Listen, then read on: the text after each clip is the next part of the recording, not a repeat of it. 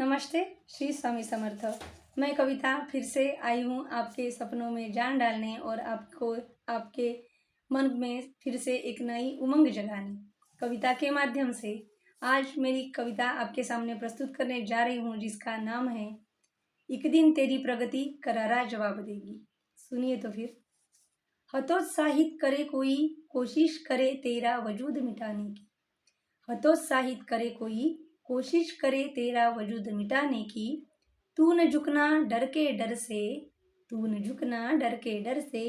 मर्दित कर हर विकृति, मर्दित कर हर विकृति। बेहतर से बेहतर होगी तेरी भी परिस्थिति, बेहतर से बेहतर होगी तेरी भी परिस्थिति। तू निश्चल बन चलता चल, तू निश्चल बन चलता चल।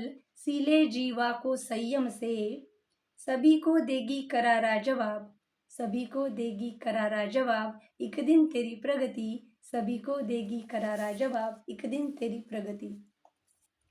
कैसी लगी कविता ज़रूर कमेंट करके बताइए। और इसी कविता के संबंध में मेरी जिंदगी के कुछ किस्से आपसे शेयर करना चाहूँगी। जब मैं बीएड कर रही थी तो सभी बोलते थे बीएड का तो कचरा हो चुका है, तुझे क्या जॉब लगेगी, तूने सही फील्ड चूज नहीं किया है।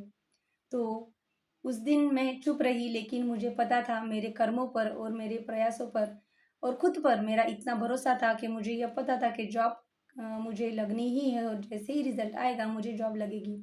उससे पहले भी मैंने कई स्कूल में जॉब किया है, लेकिन तब मैं बीएड नहीं थी। तो ऐसे ही हुआ, जब मेरा रिजल्ट लगा, जिस संस्था में मैंने जॉब किया उन्हीं की एक दूसरी संस्था थी, जो एक AIPS की संस्था थी, अर्विंद इंडो पब्लिक स्कूल, रंजित जी देशमुख इनकी थी। तो मेरा परफॉर्मेंस वहाँ पे बीएड का जो था वह देखकर उन्होंने उस संस्था में मेरा सिलेक्शन हो गया और मुझे जॉब लग गई। वह पहचान के बलबूते पर नहीं थी, वह मेरे जो परफॉर्मेंस था और मेरा जो टैलेंट था उसी के बलबूते पर मुझे वह जॉब मिली थी। और जो मुझे बोलते थे ना कि बीएड का तो कचरा हो चुका है, तुझे जॉब मिलेगा क्या, अब तक मेरी जॉब की जर्नी शुरू ही है। और ईश्वर की यह कृपा है कि हर बार जहाँ पर इंटरव्यू देती हूँ वहाँ पर सिलेक्शन हो ही जाता है, क्योंकि मुझे खुद पर और मेरे जो डॉक्यूमेंट्स है उन सभी पर और मेरे कर्मों पर पूरा विश्वास है, पूरा भरोसा है। उसके बाद जब जॉब कर रही थी तो एमए इंग्लिश करने की बहुत ही इच्छा थी। तो एमए इंग्लिश के लिए मैंने एडमिशन ली थी। तो एडमिशन लेने के बाद 3 घंटे का रन था, काटोल में जाना और काटोल से वापस आना। सॉरी, 1 घंटे का रन था।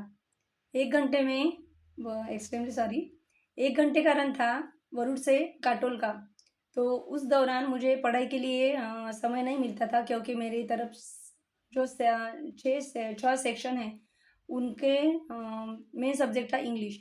और उसके बावजूद वहाँ पर बहुत से रूल ऐसे थे कि हर 4 फॉर्मेटिव 2 समेटिव इस तरीके का वहाँ पे एग्ज़ाम पैटर्न था। और उसके बाद हर महीने के बाद कोई ना कोई पेपर आ ही जाते। और एक जिस दिन पेपर का बंडल मिला उसके तीसरे दिन वह बंडल हर टीचर को सबमिट करना रहता था। तो इतने काम थे, लेकिन और जाने आने का मैं भी 7 बजे जाती थी उधर से, 7 बजे घर पे आती थी। स्कूल रहती थी 10 बजे की, लेकिन मेरी पंक्चुअलिटी जो है वह कभी भी टूट नहीं पाई। मेरा यह कहना था कि भले ही स्कूल 10 बजे की हो, लेकिन मैं वहाँ पे 9:30 बजे पहुँच जाती थी, क्योंकि जाने के लिए जो गाड़ी थी, गाड़ी का प्रॉब्लम रहता था कभी कभी, तो समय पर गाड़ी नहीं मिलती और उसमें भी रेलवे गेट रहता था।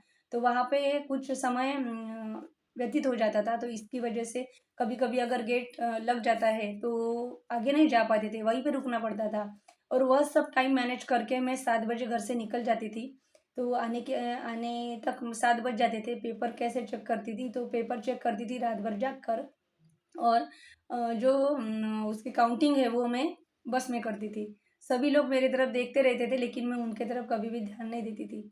तो एमए इंग्लिश कर रही थी, तो पढ़ाई कब करती, तो पढ़ाई भी ज़्यादा से ज़्यादा एमए इंग्लिश की मैंने गाड़ी में ही की है, बस में, जो अपनी लाल परी है गवर्नमेंट की, उसी में मैंने ज़्यादा से ज़्यादा पढ़ाई की है। तो उस दौरान एक मैडम थी जिनको अच्छे मार्क्स थे एमए इंग्लिश में, लेकिन मेरा कंप्लीट होने का था। तो उनकी और मेरी ज़्यादा बनती नहीं थी। तो उन्होंने बातों बातों में गुस्से में बोल दिया कि तू कभी एमए इंग्लिश कर ही नहीं सकती, तेरा कंप्लीट हो ही नहीं सकता। तो उस दिन मैंने उन्हें बताया था कि मैं एमए इंग्लिश कंप्लीट करूँगी और आपसे अच्छे मार्क्स मिलाकर दिखाऊंगी और मैं B+ हासिल करूँगी। तो यही हुआ, मुझे एमए इंग्लिश में 64% आए हैं। और ईश्वर की कृपा है कि मुझे नाकामयाबी का मुंह नहीं देखना पड़ा और मैंने अपना एमए इंग्लिश कंप्लीट किया।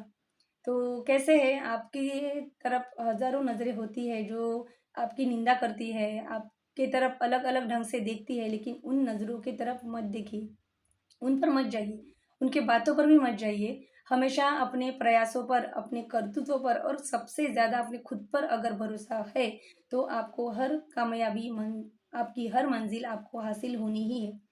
इसलिए क्या है, प्रगति जो है उसको जवाब देने दीजिए, क्योंकि जैसे समय बदलता है तो हमारा हमारे निंदा करने वाले और हमसे नफ़रत करने वाले भी हमसे प्यार करने लगते हैं।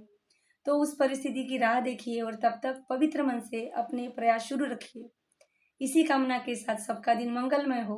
अलविदा करती हूँ और यह विनती जाते-जाते करना चाहूँगी, अगर मेरे चैनल को सब्सक्राइब नहीं किया होगा, तो सब्सक्राइब ज़रूर ज़रूर कीजिए और मेरे वीडियोज़ को ज़्यादा से ज़्यादा लोगों तक शेयर ज़रूर कीजिए और मेरा पूरा वीडियो देखने के लिए बहुत-बहुत धन्यवाद। शुक्रिया। श्री स्वामी समर्थ।